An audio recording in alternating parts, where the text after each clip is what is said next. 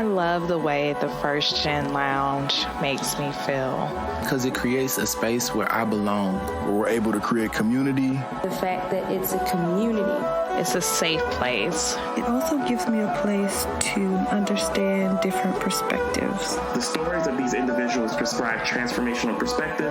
I receive encouragement, enlightenment, empowerment. And also serve as a catalyst to just keep going. Where we're able to be our true selves. I'm allowed to be an unapologetic first gen. And above all else, tell our story. And every episode is unique. I love it.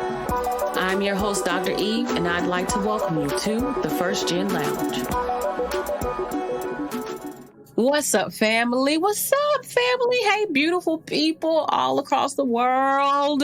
So, I've got my sister here with me today. And we have a sister, not biological, but she's my sister, somebody who I just really adore, and I think that you all will too. And today we're going to have, as always, a great conversation. So jumping into it, my sister is a doctor too, okay? Dr. T. Belcher, okay, from VA. Do you do that? Sometimes. Look, when I was people from Virginia don't really do that. Listen, in college, when I was in school, they definitely let us know they're 2 up, 2 down. I'm like, okay, cool. So I got used to that VA. But anyway, Dr. T. Belcher is in the house. What's up, Doc? Nothing much. Just at work another day. Aren't we always, though? Look, I'm so glad to have you here. I really, really am. And you have just been nothing but a light in my life since we crossed paths. And for those of you who are like, well, how did y'all meet? Because I know that you asked.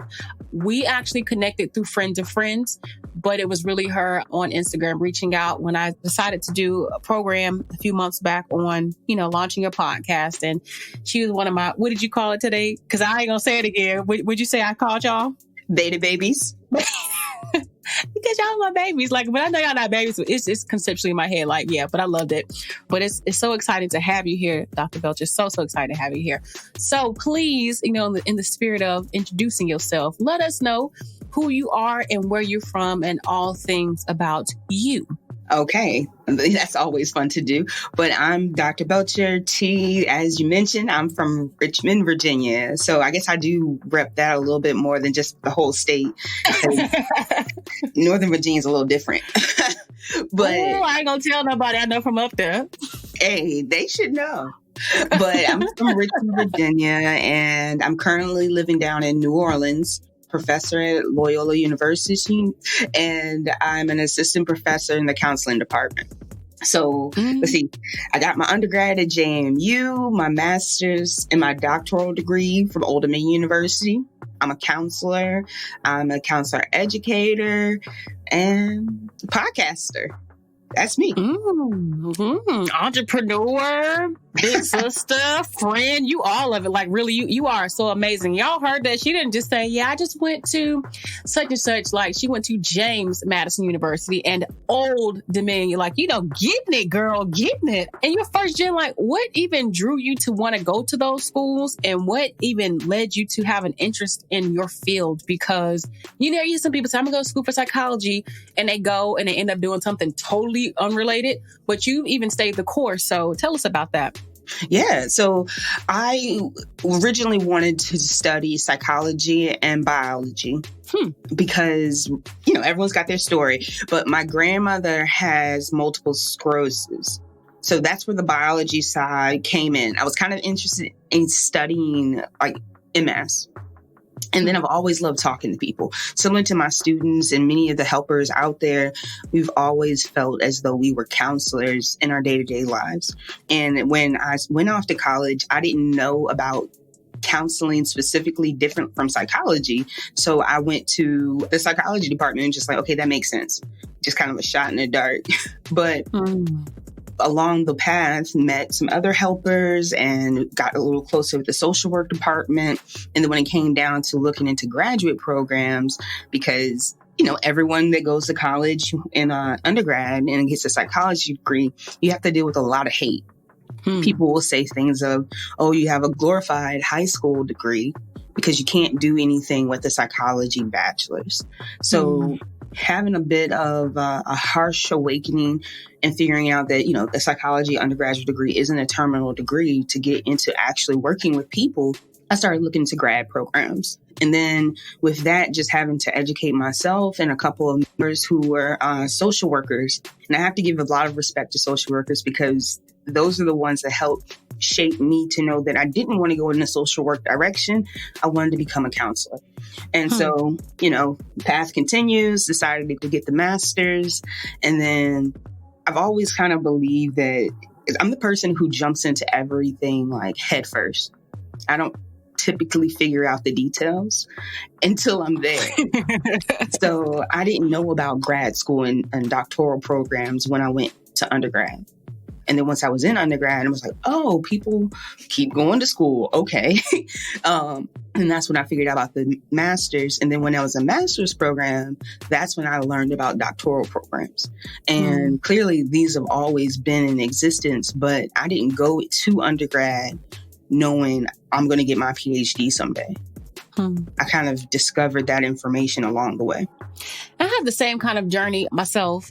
And so it's really interesting to know that, we get to know more and more about each other every conversation. But same thing, I didn't know anything beyond a bachelor's. I thought I was doing it big. I got this bachelor's. Okay, cool. It's like, oh no, there's far more schooling, that you can do and far more, with graduate school. And it's like undergrad, grad, it all just really sound like the same thing to me. But to say the least, glad that you and I both had mentors and people to guide us to be able to make decisions and to know that there's more, than what we may have originally planned.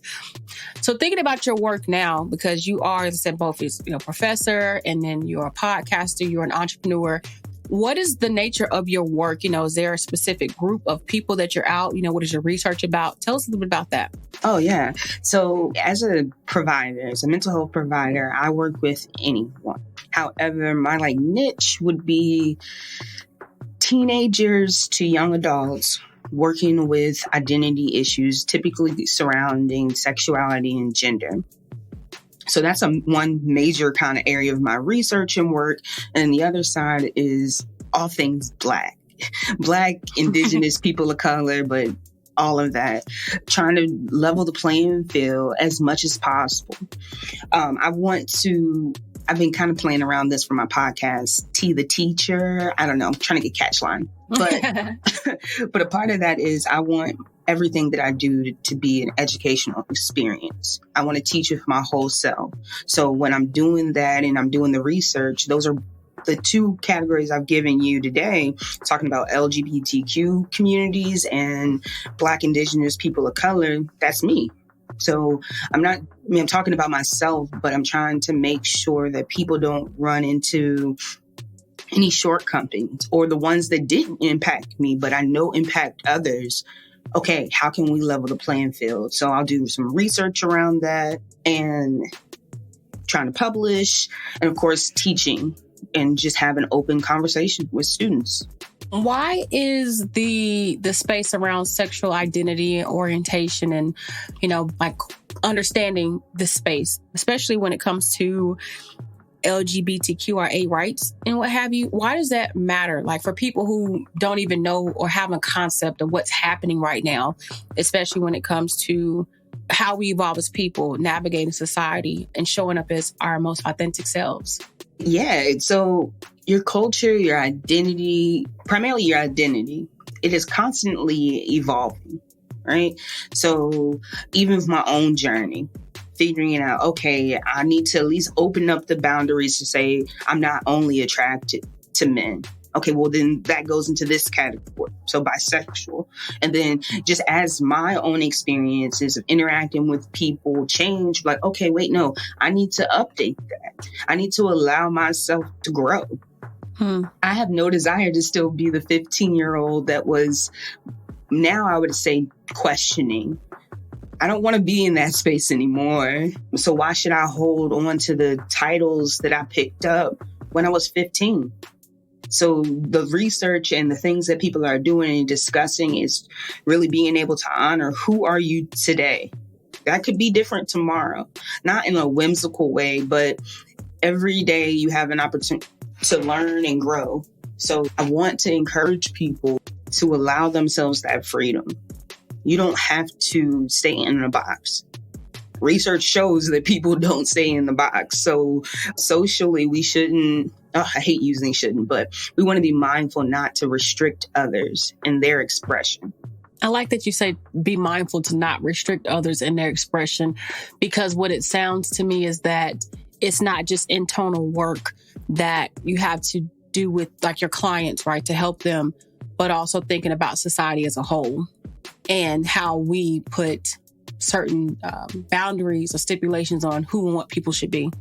Absolutely. Yeah, we put a lot of restrictions on people. Like even in my class, I was attempting to have a conversation about sexism, and it ended up students feeling attacked and thinking I was talking about Republicans and Democrats. And I'm like, you put us in a box just now. I was utilizing a well-televised debate example of the differences between being a white male in America and being a person of color that identifies as female in America. And just like the things that happen around just having a debate and how are these things perceived. So the students took that and put it into the box of Republican and Democrat. However, I never said Republicans think this or Democrats think that. I don't want to generalize in that sense, but understanding specifically with Black women, the intersectionality of being a Black and a woman, but then on a broader lens, the matrix of domination and just being able to allow people to move and ebb and flow, because typically no one starts where they start their life isn't where they end their life. That's good. I was feeling that. Like I thought I was cutting you off, but I was feeling that. Nope, nobody, wherever they start their life, they don't end their life. So then, out of curiosity, as a society, what responsibility do we have to each other to help one another navigate life in an ebb and flow? Checking yourself, first off. So when something happens and you notice that somebody's moving a little different, right now during the pandemic, a lot of people said, okay, I'm going to remember who checked in on me. And that gets into some manipulation and control when it's just like, well, did you stop and consider why they didn't hit you up? So we as a society need to be able to look beyond ourselves and say like, okay, yeah, I'm upset and disappointed because I wanted this friend to hit me up. But then what's the deeper thing here? I was sad and I was hurting. Okay, so when I'm sad and I'm hurting, want people to come towards me. But then how does that person handle being sad and hurting? Maybe they isolate. It might not have anything to do with you. They're dealing with their own stuff.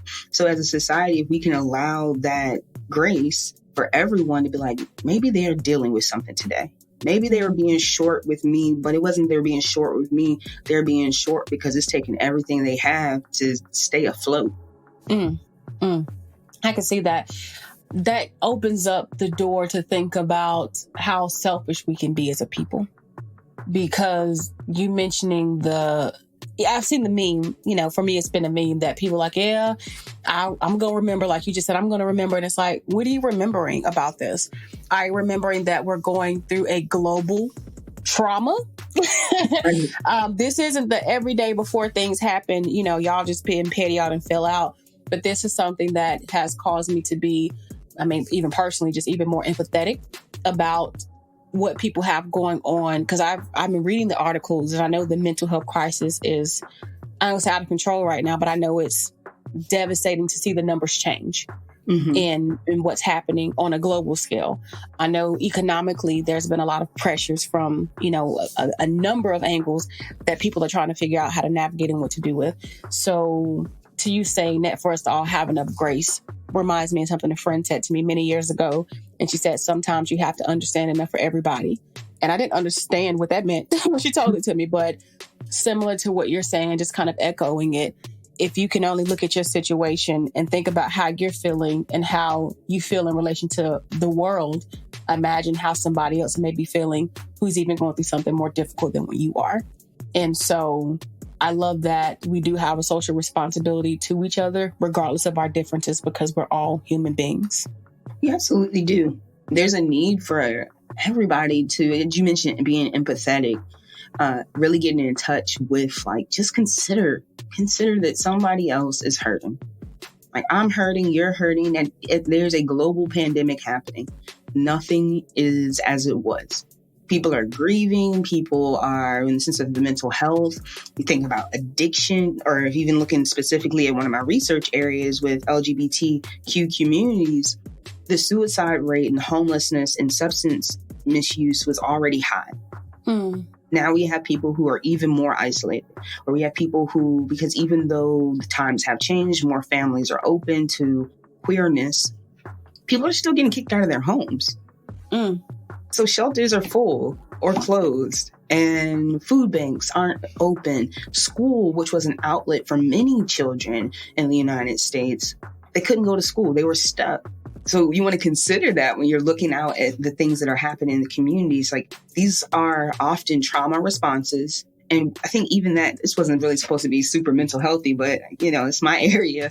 But we put too much on like these words like trauma and toxic, and they themselves have been socially used to a point where it's like, oh my gosh, you're saying I'm traumatized? It's like, wait, yes, you've experienced a trauma. Your behavior is not healthy, but that doesn't mean that you aren't healthy. You can get on track to whatever you want, but acknowledging like there are people hurting throughout the world, and just sitting in with that for even a second before you snap on to somebody when you're calling them for customer service, or you're in the grocery store and someone's taking too long. Just like, hold on, just take a second, take a breath before you react. How would you want someone to react to you in your hard time? And then sometimes we act like we don't have stuff going on until we're behind a person in a grocery store who taking too long to do self-checkout, and we done flipped out. I'm like, wait a minute, you gotta check yourself. Go home, stop, take a break. Like, we all sensitive right now. I'm loving that. I want to know more about your podcast.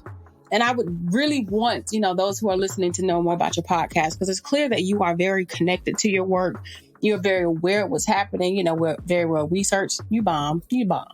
But, thinking about your podcast and why you started that and the conversations you're having, tell us a little bit about that. Yeah, so my podcast is called We're I. So this stands for Action, Integrity, Grace, Health, and Transparency. The main population are Black, Indigenous, people of color that identify within the queer communities. And I want to be able to provide resources. I know growing up, and as I mentioned before, there are a lot of health disparities that particularly impact these populations of people.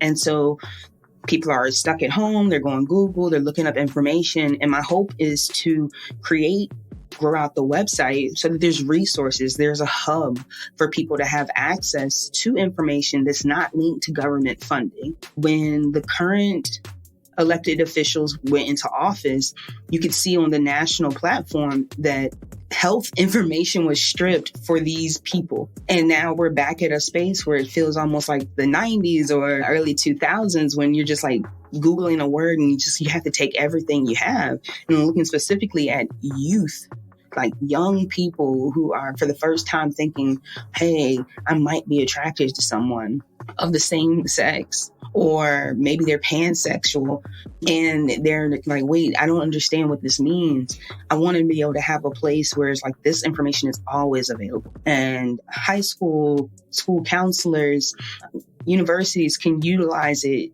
to just spread information. The main thought process, of course, with the We're RA is paying attention to each of those words, taking action, having integrity and grace, promoting health and transparency. Is I'm putting myself out there a bit to be open, because I want to really, I guess in short, it's not okay to talk about mental health. When people are feeling depressed, suicidal, sad, any of that, it's like, I need to isolate. I need to hide that, because social media promotes people being happy all the time. People aren't happy all the time. And so we need a space also for people to say like, hey, you don't feel good? Now, I don't want to encourage you to dwell there, but let's focus on what's coming up for you so that you can address it. And although I am a therapist, this podcast isn't set to be therapy, but it's therapeutic in nature because that's just who I am. So at its base, it's trying to share a little bit of love and light for people who are feeling extremely lonely right now, but also honoring voices and stories and continuing this passed down information. Because although I'm an academic, I also am aware that there's a monopoly on education. So only certain things get published. When you submit something for publication, you give over your rights to it so the editors can take it and change it. But we're forgetting the fact that stories, passing down information is also research. It's real. When I have with my clients and hopefully through this podcast, making sure people know your truth is your truth. You are the expert of your life. I can't tell you what any of this means to you, but we can process ideas out and think about it while you make meaning.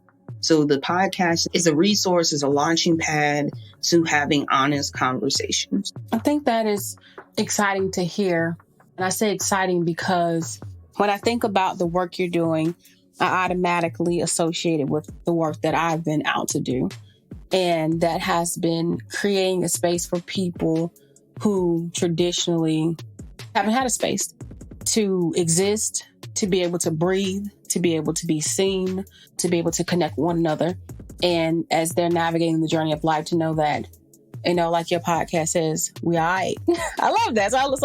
And it's a thing that, you know, for you to be bold enough to make this space, to give people what they need to not have to walk the journey alone, especially people in, you know, queer communities who are facing sexual, you know, orientation. I don't want to say issues, but for lack of better words, let's think about family challenges. And like you said, I wouldn't even think about right now being put out of my house in the middle of this. And that's a very real thing that's happening.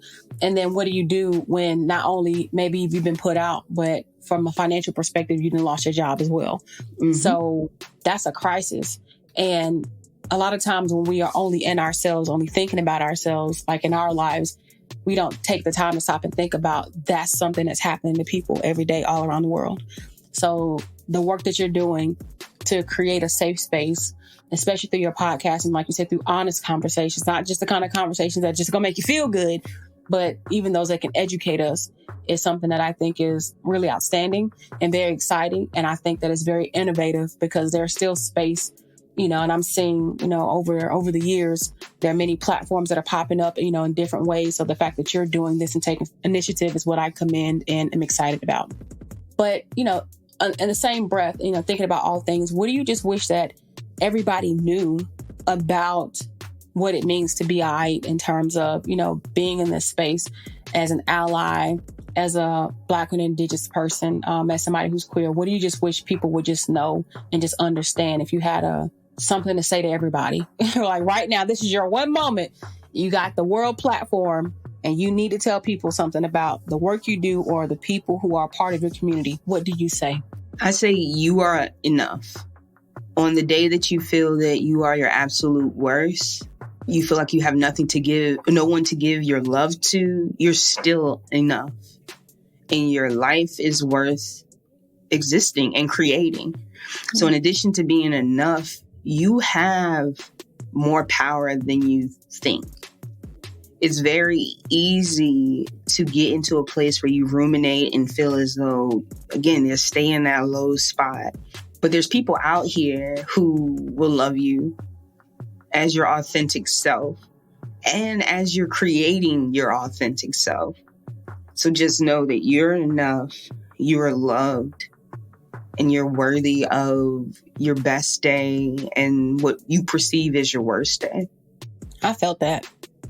That's good. I'm just gonna wrap it up right there.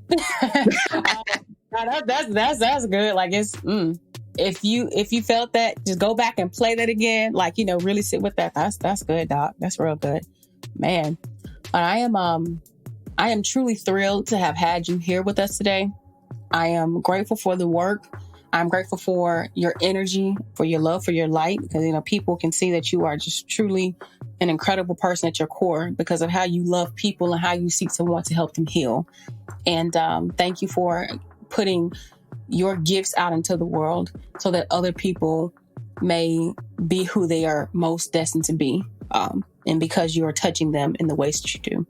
And I know that I've had you share, your one platform or your one thought, about, the community space, but is there any word of wisdom that you want to leave us with while I have you? Yeah, I guess specifically just thinking about your target population, the first gen college students. Get as much as you can. Volunteer, take those opportunities, go on those trips. Now, I wouldn't say take out all the loans, but if there's an opportunity, an email, and you start to think, oh, but that's not for me. No, it's for you. Join that organization. Even if you don't look like the other people in that organization, they need you. Like, I guess I keep going back to the same thing. Like, we need you. Whatever you authentically, uniquely have to offer, we need it. And I say we not in the sense of to manipulate and use and take you or rob you of your gifts, but there is another person who, even if you for a second have one conversation, you could plant a seed that helps somebody get through the next day.